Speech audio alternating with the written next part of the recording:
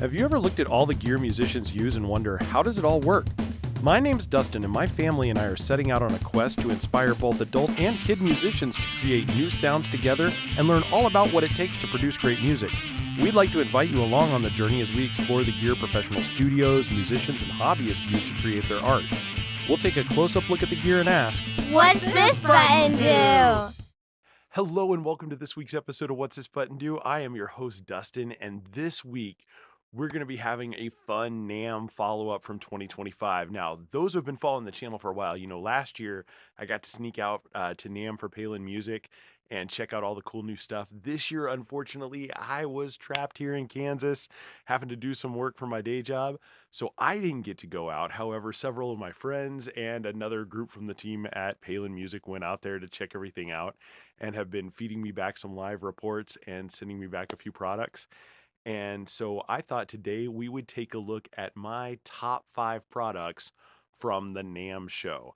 And we'll even listen to a couple of them. I know that's the thing that drives me nuts about Namm is usually 90% of the stuff that's released out there isn't actually out yet and doesn't even show up for several months. But there were 5 things this year that blew my mind. Now, little overview before we start. I'm going to say so far, was not super excited about most of the stuff that I saw at Namm this year. There seemed to be a lot of color adds, a lot of minor changes with a lot of the big brands, but I did not see a lot of just mind-blowing innovation and crazy new things coming out from a lot of different brands that would really take me away like I did last year. So this is going to be a shorter list. It's going to be 5 things instead of my usual top 10. But the 5 things that came out, and really there's even an honorable mention of a 6 that I think is really, really cool. I'm going to mention at the very beginning, but I think these are all game changers and things that will work for so many different types of music that I am just super excited to see what's going to come out of there. So let's start with my honorable mention just outside the top 5. Many of you who have followed the show remember a couple years back, I had a old Fender amp that was overheating, and it's from the like an original 50s Fender amp. So the thing is real finicky, and I picked up a AmpRx Brown box, and it brought that amp to life, allowed me to control the voltage on there, to lower the amount of voltage coming out of my wall outlets so that it would provide that with a little lower voltage. So I take it down to like 112 to 115, and that allows that amp to not get so hot. Still sounds beautiful, but it's just going to make that amp last a lot longer using this. Well, the team over at AmpRx just announced the new Brownie model. The Brownie is based on this idea, but rather than trying to limit voltage down to step it down to prevent old amps from overheating, what this does is allow you for modern amps to control the voltage coming out of any outlet. And for anybody who has toured around, or even if you've just played a gig at older buildings, the electricity in most buildings is spotty at best, and modern amps run best. They are designed to run at 120 volts. That is where they live at. That's what they're expecting to see come out of an outlet. So if you see an outlet that's running at 123, that's going to be a little too hot for what you can do. And you can really, especially over time exposing, you can cause damage to amps, and you don't get the correct sound out of an amplifier when it's running at the wrong voltages. So what they did is create the Brownie, which is just a single knob version of the Brown box. But rather than a stepped level lower to lower the voltage down, what this does is bring the voltage in and then allow you to regulate it to get it to sit at 120 so that you're giving modern amps the correct amount of power. It does not step down all the way down like the Brown box does. So the Brown box is still its own good thing. It's definitely made for those vintage amps. The Brownie is really designed to get you to 120 and to give your modern amps a just current stable power source. But for anybody who travels a lot into areas where you worry about spotty power, for the money, that is one of the best investments you think you can make. Now, I don't do a lot of gigging out in older clubs and stuff, so for me, I may not grab that one right away, but if I start doing that again, I think that's going to be an immediate thing that I throw in my bag, because to protect your amps when you're gigging, it's a no-brainer. But now we're going to get into the 5 things that I am going to buy, and in fact have already ordered all 5 of these, and a few of them I have here to show you today. There were 5 things that absolutely blew my mind. The first, and I'm going to go in order from 5 to 1 of how excited I am of them, but all these are really good. But coming in at number 5 is actually a new release from Boss. And this is based on something that I'm currently already using. And you've heard me talk about this. A lot of my direct recording that I'm doing with my amps is through the Boss Tube Amp Expander. It's a rack mount unit that I absolutely love. I personally think that it sounds better than the Universal Audio Aux. Several episodes ago, I did a comparison of the two and showed you why. So if you want to go back and look at that episode, that's great.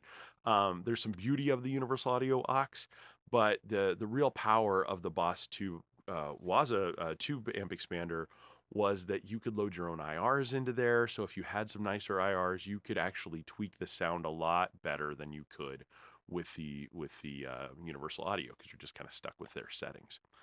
Well, the negative to the tube amp expander was it was $1,300. It's expensive for a Boss piece of gear. It's about the same as the tube amp expander, and it takes up a lot of space. It had a lot of features that if you're doing direct recording, you didn't really need. And so it was just a little too much for me. And definitely not something, if I was doing a wet, dry, wet recording, I'm not going to be able to afford 3 of those to be able to split out. Well, at Namm, Boss announced a new desktop version of this called the Tube Amp Expander Core. The Core gives you all the awesome features. I mean, there's very little difference between the Core and the rack mount unit itself in what you can do. It just has a little less control of, like, on the onboard system to be able to change. Like the original has the 4 buttons for the effects loop and everything to be able to modify things a little bit. But all the stuff that you really need access to and all of the things you really want are right there on the control panel of the Core. But this still lets you load your own IRs. It still works as an attenuation device, but more importantly, as a direct recording tool. You get all the cool direct recording things that you had with the big box version, but it's $699 versus $1,400. So for half the price, you're getting all the core features that you wanted. This makes this much more accessible for home recording, but also for anybody wanting to record in stereo or to do multiple amps. To be able to afford a couple of these, it's much, much more realistic than it is if you're trying to do a single model. So to me, making it more accessible, allowing you to keep all those features. And I'm going to tell you, they've added a few internal features as well and some new IRs that are built into it that sound amazing. I think it's actually, in my opinion, I think it's actually better than the one I have that's twice as expensive. So for the things that I'm using, I think they've made enough improvements that it is worth it to. I'm even also probably going to sell mine off, because I think while I can sell this used at, you know, 800-900 bucks, I'll sell this one, go buy one of the new tube amp expanders and make a couple $100, and I won't lose a single feature that I'm actually using in my current box. So to me, I think the new models are going to be absolutely fantastic for direct recording. Coming in at number 4 is the new Seeker Tycho. This is such an awesome, awesome fuzz pedal. So for those who don't know the story, and if you don't know about this, please go back and watch my other videos that I've done on Seeker's Lineage series. What Seeker is doing is going back and creating some of the best vintage pedals that they ever played, that they've heard, trying to recreate that old vintage tone without all the problems of vintage diodes sounding incorrect and old pedals not sounding consistent, bringing them into a modern era so that they'll work with other pedal boards and sound good with your other pedals interfacing with them, but still giving you that vintage tone. And one of my favorite old fuzzes is the old Tycho Octavia is what it's called.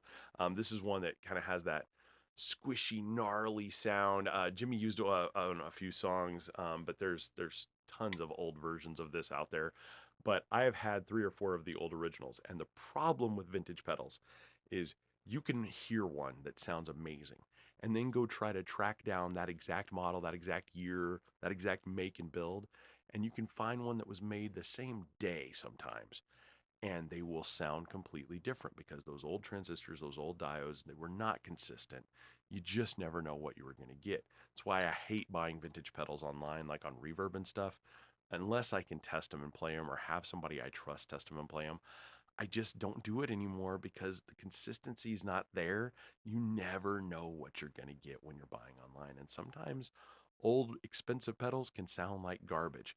Seeker has fixed that and given us consistent vintage sounding fuzz pedals that sound like the best versions of themselves, but on a consistent basis where if you order one of these, you know it's going to sound good. Now, we'll do a deep dive on this later on in the year, but let's hop over to the pedal board for a second and I'll just give you a quick run through of it and let you hear a little bit of the sounds of it, just messing around with the Telecaster because it sounds awesome. The boost, when we bring that up a little bit, I'm going to turn the volume down a little bit. I'll crank the boost and let you hear the difference in that. It adds a hairiness around the outer edge. Whereas if I crank the boost back, see how it sounds more octavey, less fuzzy, and less gnarly? Higher up.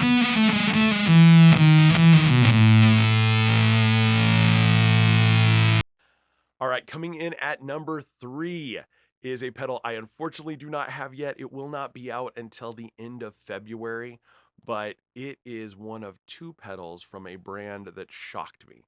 I'm going to say when I was leading up to Namm, if you would have asked me what brands I'm expecting something big from, Digitech would not have even crossed my mind to be a brand that I was expecting something wow factor from.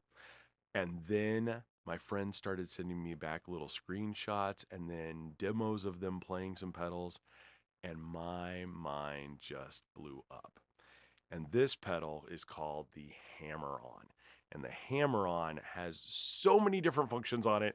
I'm not even going to spend time trying to explain the whole thing here, but essentially it recreates the sound of you hammering on to another string. So you basically can tap the pedal and create another octave up. Now, or not an octave up, but just basically going up like a step on the guitar. But you can actually set the amount where normally when you're hammering on, you're going like 1 or 2 frets tops.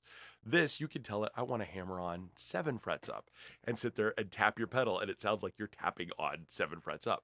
The tracking on it is insane and can sound so good. But then what's really cool is there's a mode in it where you can set a step sequence where when you play one note on your guitar, you can tell it to play like the note you just played, then 2 frets up, then 4 frets up, then 6 frets up from that, then 12 frets up from that. You can create your own sequencing pattern and then have it do that for you to create rhythmic effects. Then, if you have a looper, loop that and then play over the top of it, and you can create some amazing songs live, but also just from a creativity standpoint and getting some new ideas and doing things that are physically impossible unless you're tapping on the guitar. It's just, I think there's so much fun and so much ingenuity going into this pedal that it is going to open up a world of new sounds. And those are just a couple of modes on it that I really was excited about. There's tons of other little hidden features on it that when we get it in, I will do tests and I will walk you through the entire pedal because I genuinely think it's probably one of the most exciting products that I have ever seen. But that guides me into my number 2 pedal. And this just blew my mind. And I was so excited to be able to get one of the first ones out there. For those who follow the show know, I am a gigantic fan of the Digitech Whammy. I have had the same Whammy drop tune on my board forever. I've got the big one that does the whammy and the DT and the where you can tune it down, tune it if you want to. It does everything. I have loved it. I think Digitech is the best at what they do when it comes to that. And like last year, the Keeley Octosi, it had a lot of those features and I loved it. I thought it was great, but it's still not as good as my Whammy. My Whammy just, it holds a special place in my heart. And yes, part of it is because I love Tom Morello and Rage Against the Machine. I know that that's part of why I like it, but there's so many other fun sounds in there.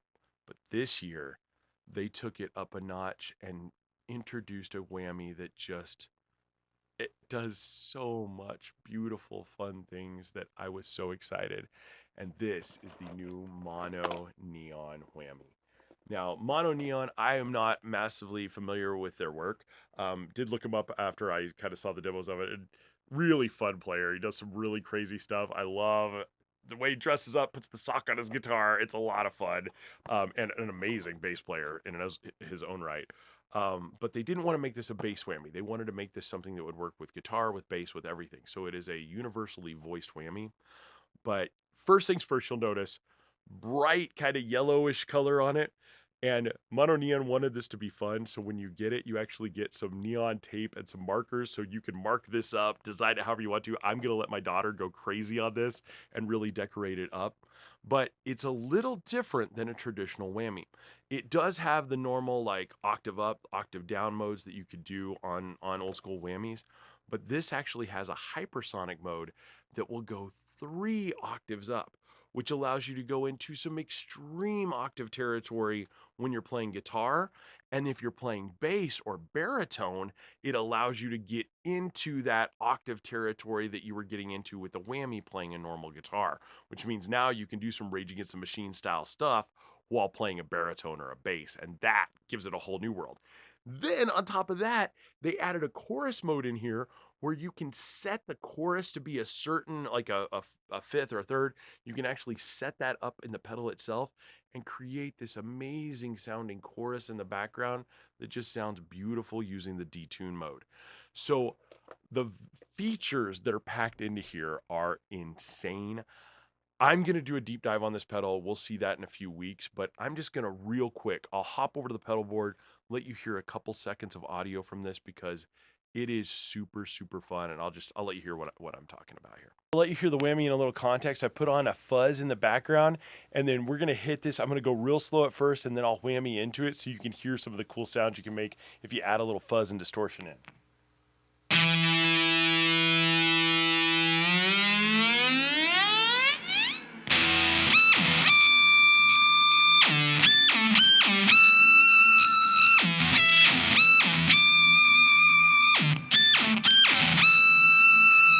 Hear how it's responding to my vibrato in my fingers?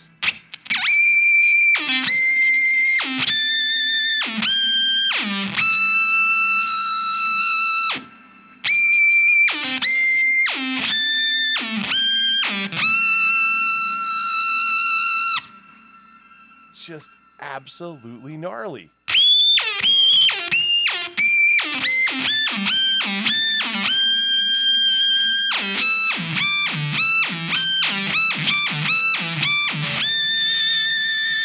And the cool thing is if you start wiggling it around, you can start getting real Star Wars R2-D2 sci-fi kind of sounds.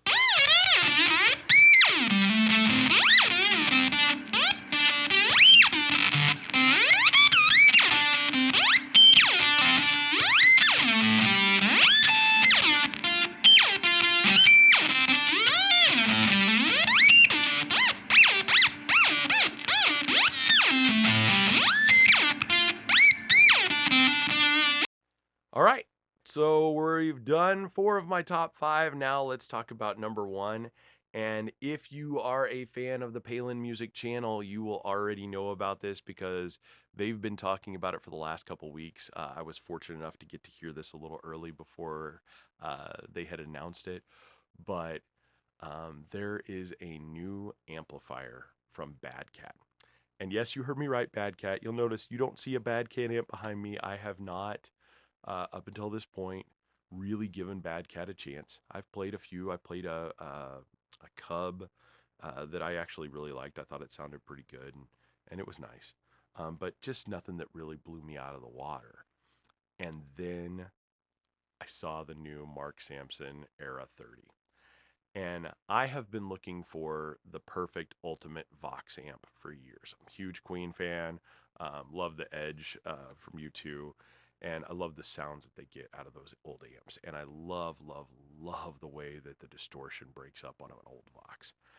I've had one Vox that I absolutely loved. I love the Victory Copper. I thought that was really good. But all of them just never quite got me there till I heard that era from Bad Cat. And it blew my mind.